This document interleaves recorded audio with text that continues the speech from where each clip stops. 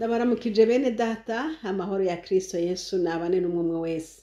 Muri kumwe na Françoise Habonayo, ndasubiye gushimira Imana kubw'ubu buntu Imana iduhaye kugira ngo twongere kugaruka hano tuganira tuvuga Yesu. Nta kindi kituzanye, tuje kuvuga Yesu. Imana ishimwe. Reka dusenge. Haleluya, ndagushimiye Mana yera, ndagushimiye umwanya, ndagushimiye kuko unyemereye ko nongera kugaruka hano kuganira na bene data bankurikira uyu munsi n'abazonkurikira ejo n'abazonkurikira gushitsa igihe mwami Yesu uzoshakira. Ndabigushimiye kuko unyemereye ko nongeye kugaruka. None rero uyu mwanya umpaye ndakwinginze wiheshe cubahiro, uhezagire mwene data nkurikira, ibyo mvuga biba ari ivy'ikimazi uzobukoze mu izina ryawe ryera Yesu. Amen. Haleluya. Imana irakoze kubw'ubu buntu isuye kutugirira kugira ngo bene data dusangire amajambo y'Imana. Hari inkuru maranye iminsi mu mutima canke iciyumviro cyo kuvuga ngo mbega Yesu ninde? Mbega Yesu umwitande? Mbe Yesu kuri wewe ninde? Bene data, iki kibazo ni ikibazo gikomeye cyane, kuko iki kibazo nico kivamwo ubuzimire bwinshi, kandi iki kibazo nico ugihushije. Bibiliya yaravuze neza ngo n'umuririmbyi yabivuze ngo abitanze ubufuti ngo basanze bahoshije umusaraba. Rero iki kibazo umuntu atakigiyemwo neza usanga warahoshije umusaraba utabizi. Imana rero idufashe dusobanukirwe mbega Yesu ninde. Iri jambo ngo Yesu ninde, Yesu wenyene akiri hano ku isi yarahuye n'iki kibazo, kandi yakunda kukibaza abantu kenshi kuko yifuza ko bamenya uyu Yesu basenga ninde, canke uyu Yesu avugwa ninde. Yesu rero yabwiye abigishwa biwe, aravuga ati mbega aho hanze abantu bavuga ngo ndinde? Baramwishyura ati bamwe bavuga ngo uri Eliya, abandi bavuga ngo uri umwe yavugishwa n'Imana, abandi bavuga uku n'uku n'uku. Aravuga ati okay, none mweho, haleluya, haleluya, mweho muvuga ngo ninde? Mwene data uri kurankurikira, nanje ndakubaza iki kibazo. Yesu umwitande? Yesu ninde kuri wewe? Iki kibazo umwana wanje yarakimbajije, ambwira ati mama, ati Yesu ati ni umuprofete. Hanyuma nca ndamubwira ibyo bikuye hehe? Kuko nzi yuko abayisilamu ariko bakunda kuvuga ko Yesu ari umuprofete. Hanyuma nanje ndamubaza nti none bikuye hehe? Aca arambwira ati birimwe muri Bibiliya. Ati birimwe muri Bibiliya, ati kandi ati jewe nabibonye kuri TikTok. Abantu bakurikira amarezo sosiyo murabizi TikTok. Hanyuma nca ndavuga ntego nibyo. Yesu yarafise ama etiketi menshi. Yesu yari umuprofete, Yesu yari umwana w'Imana, Yesu ni Imana, Yesu n'umuherezi mukuru, Yesu mbese amatitire yiwe ntiwoyaheze. Ariko rero nanje nongere ngaruke. Bibiliya iratubwira Yesu uwo ari we. Niba mvuze ngo Yesu ni umuprofete simbeshe, canke niba mvuze ngo Yesu ni umwana w'Imana ntabyo mbeshe, Bibiliya ni kwitubarira.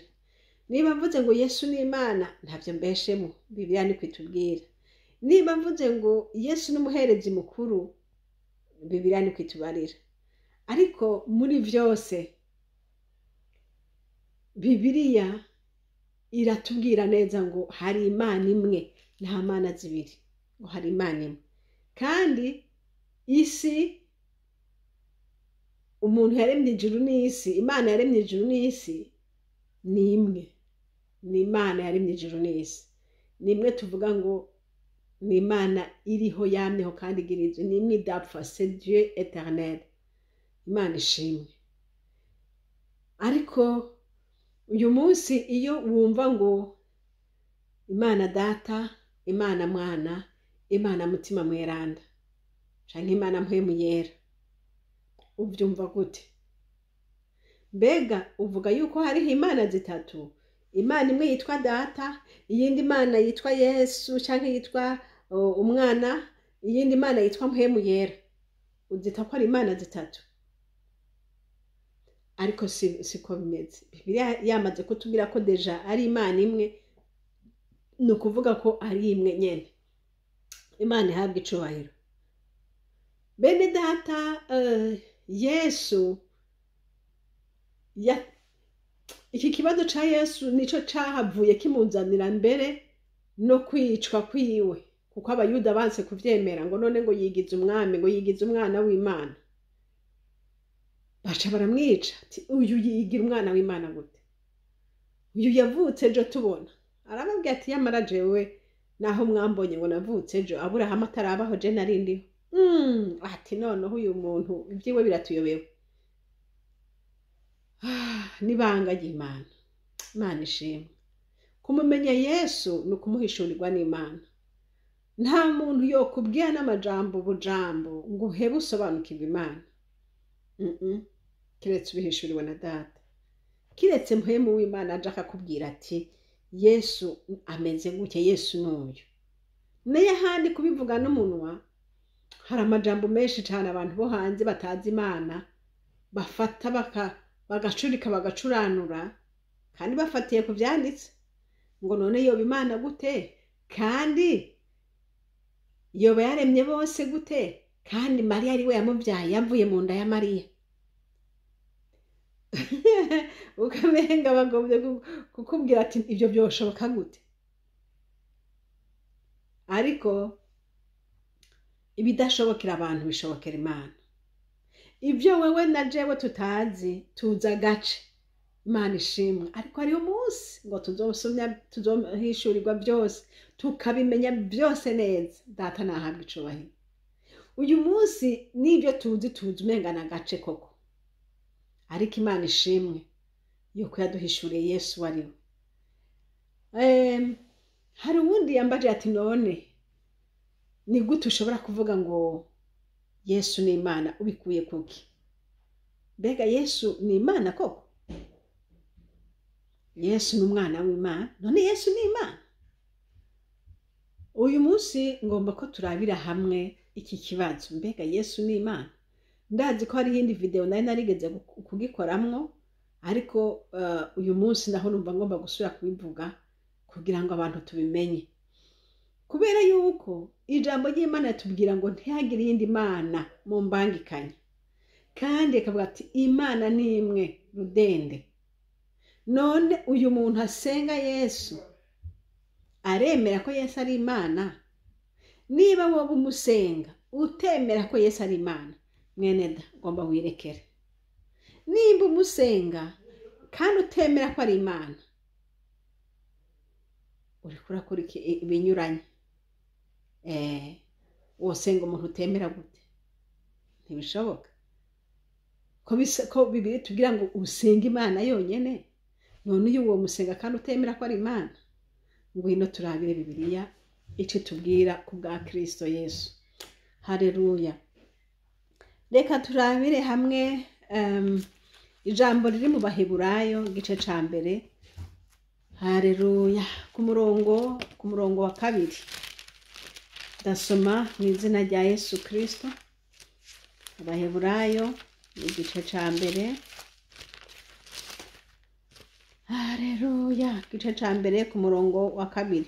Haravuga ngo, reka duhe ku murongo wa 1, ngo mu bihe byinshi no mu buryo bwinshi Imana yavuganye na ba sogokuruza kera mu kanwa k'abavugishwa nayo. Ku murongo wa 2, muri iyi minsi y'iherezo yavuganiye natwe mu kanwa k'umwana wayo, uwo yashizeho kuba samuragwa wa byose. Niwe yahaye kurema isi.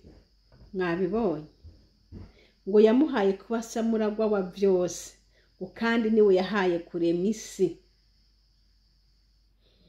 Imana ishimwe. Niba twizeye ko Bibiliya ari ukuri, turabibonye ngo niwe yahaye kurema isi. Imana ntihabwe icubahiro. Hanyuma noneho tugiye muri Yohana igice ca Yohana 14 Yohana igice ca mbere. Yohana igice ca mbere ku murongo wa mbere naho turaba ingene havuga ngo mu ntango jambo yariho, kandi jambo yahoranye n'Imana, kandi uwo jambo yari Imana. Uwo yahoranye n'Imana mu ntango, vyose vyaremwe nawe. Mu vyaremwe byose nta kintu na kimwe kitaremwe nawe. Imana ishimwe. Mu Baheburayo batubwiye ngo yamuhaye byose, ngo imuha kurema isi. Aha naho tubonye bavuga ngo vyose vyaremwe nawe. We nde? Uyu muntu yitwa Jambo. Jambo nde? Uyu yahoranye n'Imana, ngo mu ntango yariho, ngo kandi Jambo yahoranye n'Imana. Imana ishimwe. Ngo kandi uwo Jambo yari Imana. Hari ahandi Imana canke ijambo ry'Imana risobanurwa yuko uyu Jambo ari we Yesu Kristo avugwa. Dusomye hariya ku murongo w'14 ahanyene mu gice ca Yohana havuga ngo kandi uwo Jambo yihaye umubiri abana natwe, twitegereza ubwiza bwiwe, n'ubwiza bumeze nk'ubw'umwana w'ikinege ava kwa se, yuzuye ubuntu n'ukuri. Haleluya. Ngo Yohana mushingira intahe arasemerera ati, uwo niwe navuze nti uwuzi inyuma yanje niwe yari uwa mbere kuri jewe, kuko yariho ntarabaho. Imana ishimwe. Yohana ariko aradusobanurira ivya Yesu, ngo uwo Jambo wa wundi twabona ngo mu ntango yariho, ngo kandi ngo Jambo yahoranye n'Imana. Niwe bavuze bati uwo Jambo yihaye umubiri. Haleluya. Yihaye umubiri, yambara umubiri, acaraza mw'isi. Yavuye mw'ijuru yiha umubiri, aza mw'isi, abana n'abantu bari mw'isi. Abana n'abantu baramubona, basangira nawe. Haleluya. Ariko yahoze hehe? Yahoze mw'ijuru, kandi niwe yaremye byose. Ngo mu vyaremwe byose ngo nta kintu na kimwe kitaremwe nawe. Imana ishimwe.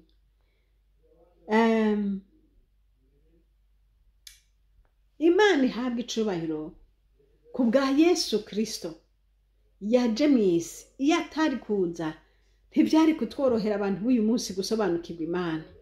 Ariko none ijambo ry'Imana ryatubwiye yuko muri Yesu niho twamenye Imana. Muri Yesu niho twamenyeye ubu bugingo. Muri Yesu niho twaboneye uyu muco. Haleluya. Wadukuye mu mwijima tugashika mu bugingo. Ni muri Kristo twabiboneye. Imana ishimwe. Hanyuma tumaze kubona yuko uyu Jambo yaremye byose, ngo yihaye umubiri. Imana ishimwe. Mu kurema iyi si nta kindi Imana yakoresheje Jambo. Hanyuma iryo Jambo byose bica byakuda. Yavuze ngo izuba niribeho, izuba rica ribaho. Ni gukomanda gusa, byose bigaca biza an existence, bigaca bibaho. Haleluya. Reka tubirabe muri Tanguriro, tubirabe yuko yoba yarabumbabumbye inyenyeri, akazibumbabumba, akabumbabumba ukwezi kugira ngo bishobore kubaho. Oya, yarakomanda, yavuga ijambo. Itanguriro igice ca mbere ku murongo wa 3. Imana iravuga iti, nihabeho umuco. Umuco uca urabaho. Imana ishimwe. Haleluya. Ikintu cyose Imana yaremye yakoresha kuvuga. Mugombe murabe ku murongo wa 6 naho ngo Imana iravuga iti nihabeho ikirere hagati y'amazi gitandukanye amazi n'ayandi. Imana irema ikirere itandukanya amazi. Imana iravuga iti. Hose ugenda urabona havuga ngo Imana iravuga iti, Imana iravuga iti. Imana yakoresheje ijambo niryo yaremesheje byose. Haleluya. Imana ishimwe. Uyu Imana ivugwa ninde? Yambaye umubiri ninde? Ni Kristo, ni Yesu. Ni Yesu Kristo. Niwe yaje kugira ngo tumenyeshe Imana, tumenye Imana icarico. Imana ishimwe. Abantu batagomba kwizera Yesu sindiko ndabemeza, ariko ndiko ndabasobanurira ivyanditswe. Hari ubundi yambaje ati mbarira, none Yesu kuvuga ngo yahoze mu ijuru, kera yari yicanye n'Imana, yari yicaye ngaha, hanyuma yari Yesu nawe akicara iruhande yiwe. Ndababwira nti jewe mu ijuru sindagerayo, nizeye kuzoshikayo kubw'ubuntu bw'Imana. Ariko iconze Bibiliya yaravuze ngo habaye inama mu ijuru, bavuga ngo dutume nde agende ku isi. Ariko kandi ko Bibiliya itubwira, iratubwira mu ijuru. Yohana yaravyeretswe, abona ibiri mu ijuru, abona ibiri mu ijuru, abona ibinyabugingo, abona abamarayika, abona ibintu byinshi mu ijuru. Hari ibintu byinshi cyane. Kandi na Yesu yaramubonyeyo, niwe yabonetseho kuzingurura ca gitabo. Hamwe yavuga ati iki gitabo ngo cari mu minwe y'Imana, niko Bibiliya itubwira, ngo cabuze ukizingurura. Ngo ariko Yesu ngo niwe yabonetseho kukizingurura. Bishoboka rero ko Yesu yari asanzwe ariyo, kandi niko n'iri jambo ryatubwiye. Ariko Imana yo mu ijuru mu kurema ibintu byose yabiremye ikoresheje ijambo, kandi buri jambo naryo ni Kristo. Niko twabibonye. Kandi iri jambo yaryambitse umubiri ngo riza mu isi, niwe Yesu Kristo. Imana ihabwe icubahiro. Rero gutandukanya Imana na Yesu ntibikunda, kuko bose ni umwe. Reka turabe tudahava dusanga turiko turibesha, tugende mu ijambo ry'Imana icerekana ko Yesu udashobora kumutandukanya n'Imana Data, kuko bari umwe. Turabe muri Yohana igice ca 5 ku murongo wa 22. Yohana igice ca 5 ku murongo wa 22 na 23 havuga ngo iki? Haleluya. Havuga ngo umutwe w'amajambo uvuga ngo ububasha bwa Yesu aho buva. Ku murongo wa 20 duhere ku murongo wa 21. Nk'uko se azura bapfuye akabaha ubugingo, niko n'umwana aho ubugingo abagomba. Urumva ivyo Data akora, na Kristo nibyo ashobora gukora. Ngo kuko se atanumwe acira urubanza, ngo ariko imanza zose yazishikirije umwana, ngo bose bubahe umwana nk'uko bubaha se. Imana ishimwe. Ngo bose bubaha umwana nk'uko bubaha se. Ndiko ndabwira wa muntu avuga ngo je nubaha Imana, ngo je nkunda Imana, ariko Yesu ntawe nzi, ngo nta nuwo nshaka kumenya. Turabe yuko bishoboka kubaha Imana hama Yesu nawe ukamureka. Biba bisobanura iki? Ku murongo wa 23 ngo bose bubaha Imana, bubaha umwana nk'uko bubaha se.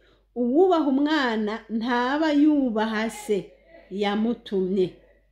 Ngo uwutubaha umwana ntaba yubaha se yamutumye. Nukuri ndababwire, uwumva ijambo ryanje akizera uwantumye niwe afise ubugingo budashira kandi ntazoshirwa mu rubanza, ariko abavuye mu rupfu ashitse mu bugingo. Imana ishimwe.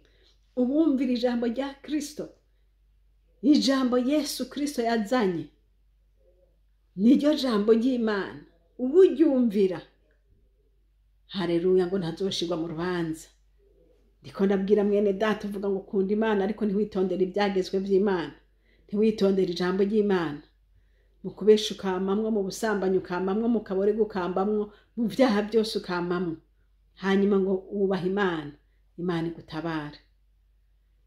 Rero kubaha Kristo Yesu niko kugendera mu ijambo. Ushobora kuba ugendera mu ijambo uvuga ngo wubaha Imana, ariko Yesu nawe ntumwemere. Hamwe biba bitewe no kutamenya, ariko Mpwemu Yera ashishikara gusobanurira abantu mbega Yesu ninde, kugira ngo bashobore kumwizera, bashikire ukugororoka kw'Imana. Kuko muri Yesu hari ikintu kitashoboka kuboneka ahandi kiretse muri Yesu. Ico kintu kidashoboka kuboneka ahandi kiretse muri Yesu, bene data, arico kinakomeye, ni ukwihana. Ukwihana ntikubonekera mu kurokonesa icaha cawe gusa, ariko bibonekera mu kwihana mu izina rya Yesu Kristo, mu koga mu maraso ya Yesu. Iki caha kidahariwe n'amaraso ya Yesu, ushaka wicuze, ushaka ukireke, ariko ntuzinjira mu bwami, kuko ijambo ry'Imana ritubwira ngo abihanye nibo bazinjira. Naho abihanye icaha gikurwaho n'amaraso ya Yesu Kristo. Rero mwene data, niba wararetse icaha, niba warakurikiye Imana, hakikisha yuko waciye mu nzira yo kwihana. Amaraso ya Yesu Kristo akweze agukureho bya vyaha byose. Ariko niba warabiretse gusa utizera Yesu, mwene data, amaraso ya Yesu aracariho.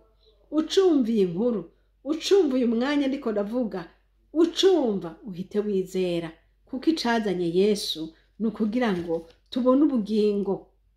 Imana, Yesu niwe yaje kutumenyesha Imana. Iyo ataba ari Yesu yatumenyesheje Imana ntitwari kuyimenya, kuko c'est à travers la parole de Dieu, à travers la parole que Jésus a prononcée. Amajambo Yesu yavuze niyo yatumenyesheje Imana. Haleluya, Imana ishimwe. Kandi nanone ijambo ry'Imana ryatubwiye ngo jambo niwe yaremye byose. Imana yaremesheje byose ijambo ryayo, nayo ijambo ryayo naho ni Kristo. Narimvuze nti Imana yaremesheje ijambo ryayo, kandi iryo jambo ryayo naryo ni Kristo. Nk'uko duheje kubivuga, Kristo ni jambo yambaye umubiri, kandi uwo jambo nawe ngo yari Imana. Niko twabonye, yari Imana kandi yahoranye n'Imana. Imana nihabwe icubahiro. Twabonye ko mu bintu byose byarimwe nta na kimwe kitaremwe nawe.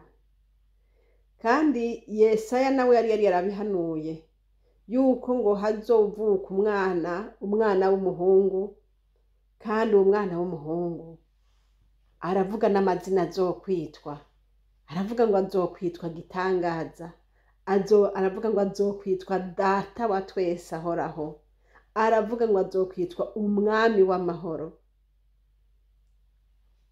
Yesu ataraza rero ntiwovuga ngo azokwitwa Data wa twese ahoraho atari uko yari asanzwe ari data. Ni Imana yabimuhishuriye, ni Mpwemu Yera yabihishuriye Yesaya kugira ngo abivuge. Reka tubirabe ujya murongo w'icenda, igice c'icenda, Yesaya igice c'icenda ku murongo wa 6. Haravuga ngo kuko umwana atuvukiye, duhawe umwana w'umuhungu, ubutware buzoba ku bitugu vyiwe, azokwitwa Igitangaza. Haleluya. Azoba umujenama, azokwitwa Igitangaza, azokwitwa umujanama, imana y'ubushobozi. Haleluya! uyo mwana ngo azokwitwa imana y'ubushobozi, kandi ngo azokwitwa data wa twese ahoraho.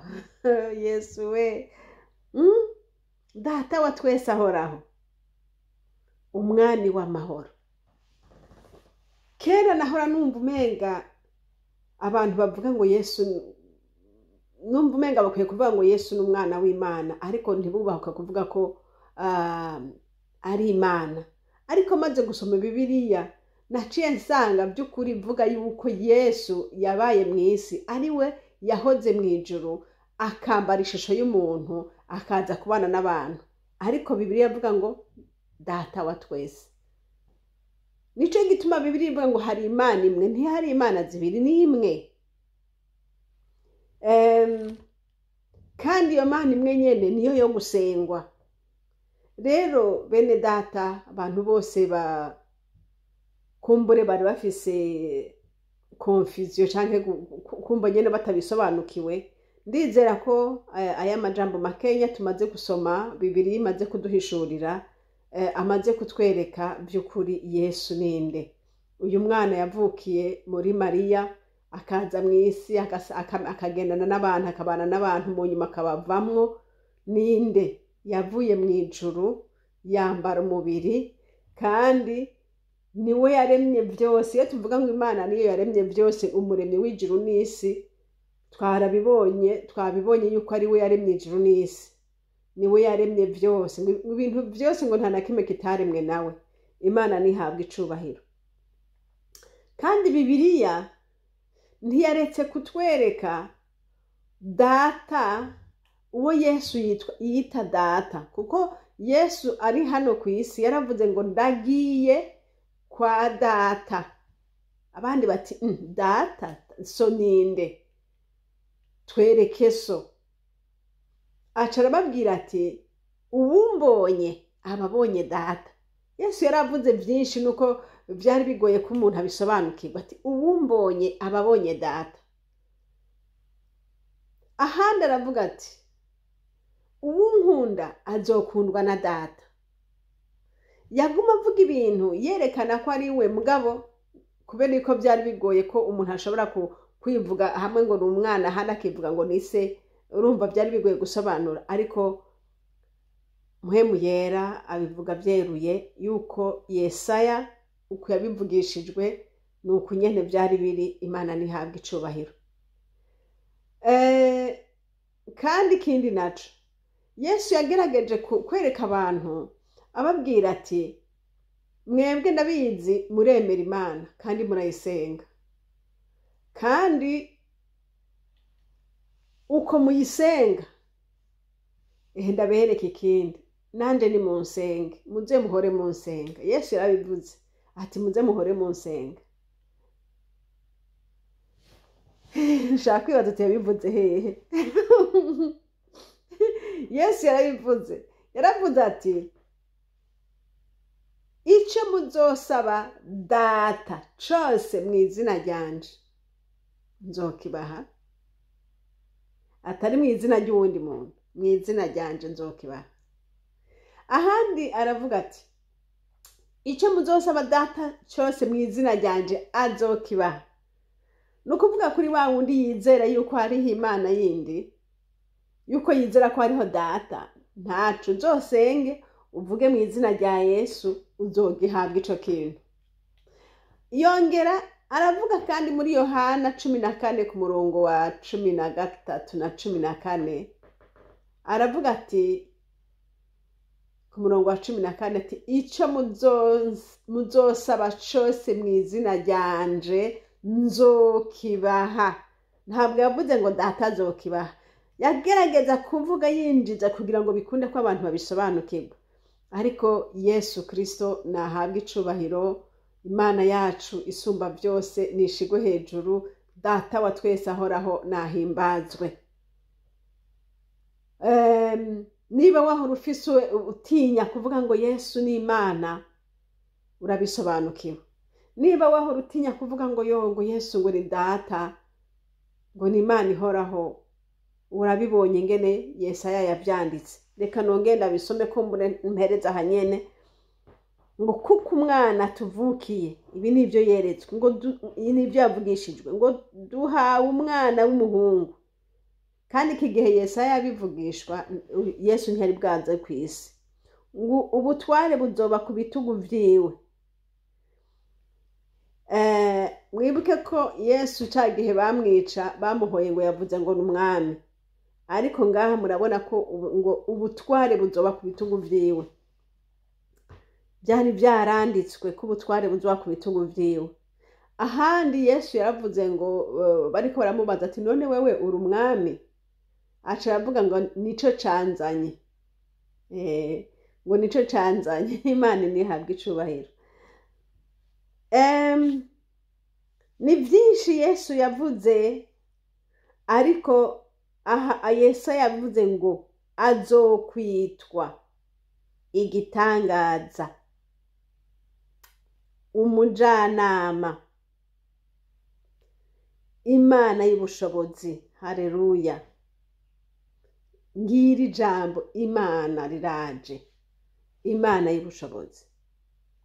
Ngo kandi azokwitwa data wa twese ahoraho. Data wa twese, si se w'Abisirayeli bonyene, si se w'Abarundi bonyene, ni se w'abamwizera bose. Imana ishimwe. Data wa twese. Ngo kandi uyo ahoraho. Ahoraho, ariho, yarabayeho, kandi azokwamaho. Imana ishimwe. Kandi ngo n'umwami w'amahoro. Mwene data, ndaguhamagarira kwakira uyu mwami. Umwami Yesu n'umwami w'amahoro. Kumbure byari bikugoye kubisobanukirwa, kubera yuko abantu mw'isi bizera ibintu byinshi, ariko niba ushaka amahoro, ngwino usange Yesu. Kandi niba ushaka guharirwa ibyaha byawe, nta handi hantu na hamwe Bibiliya yatubwiye neza ngo muri Kristo Yesu niho duharirwa ibyaha byacu. Reka tubisome, ngira ngo twasomye menshi ariko ntaco.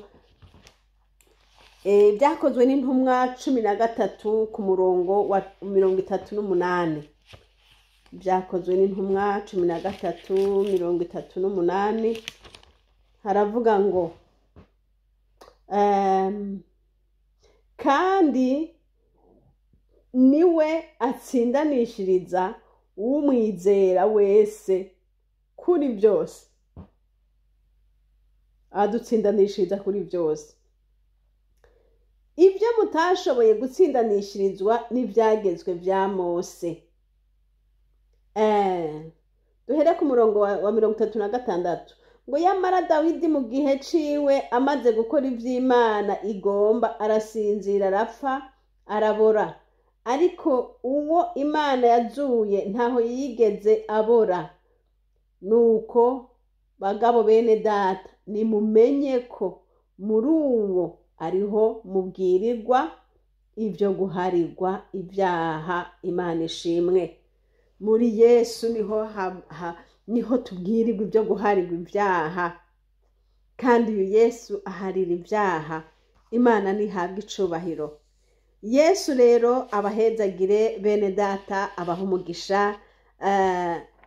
Uyu mwami twizeye ni umwami akomeye, ni umwami, izina ryiwe nirihabwe icubahiro. Kandi uko umwizera, wugurura umutima wawe umwakire. Mwakire, uvuga uti mwami Yesu, nduguruye umutima wanje, karibuze dusangire. Haleluya. Karibuze tubane. Kandi umwami Imana acaza, kuko Yesu arindire gusa ko uvuga uti mwami Yesu, nukuri sinarinda kuza, ariko ubu ndakumenye. Mwami Imana, ngwino ubane nanje, ndakuguruye umutima wanje, ngwino. Acaza. Nta bindi agusaba no kubyemera, ukugurura gusa umutima. Hanyuma amaze kwinjira, ucumwereka byose. Ti Yesu, mparira iki, ngirira imbabazi kuri iki, ngirira imbabazi kuri iki, ngirira imbabazi kuri iki. Byose arabiguharira, kuko n'umwami yumva kandi n'umwami abikora. Nta kindi arindiriye atari uko wamubwiha ibyaha byawe akakuremurura. Imana ihabwa icubahiro. Mwari kumwe rero na Françoise Habonayo. Reka dushime Imana kandi dusengane nawe mwene data, wumva ugomba kwakira Yesu. Igihe ni iki? Kumbura ejo buzoba bwamaze kwira bitagikunda, ariko uwo mwanya n'izi saha ugire ufate umwanzuro mwiza, ufate decision nziza, wakire Yesu, umwugururire. Yesu aragushaka. Nta handi agakiza kaboneka, nta yindi nzira gushikana ku Mana udaciye muri Yesu. Niwamara kwirukana uyu Yesu uzoba wirukanye agakiza kawe, ariko numwakira ntaco bigutwara, agushikana ku Mana, ukamenya Imana, ukagendana n'Imana. Haleluya. Mw'izina ryawe ryera Yesu ndagushimiye. Haleluya, ndagushimiye kuri uyu mwanya, ndagushimiye kuko udusobanuriye Mwami Imana yuko waje mw'isi ukambara umubiri ukabana n'abantu. Haleluya.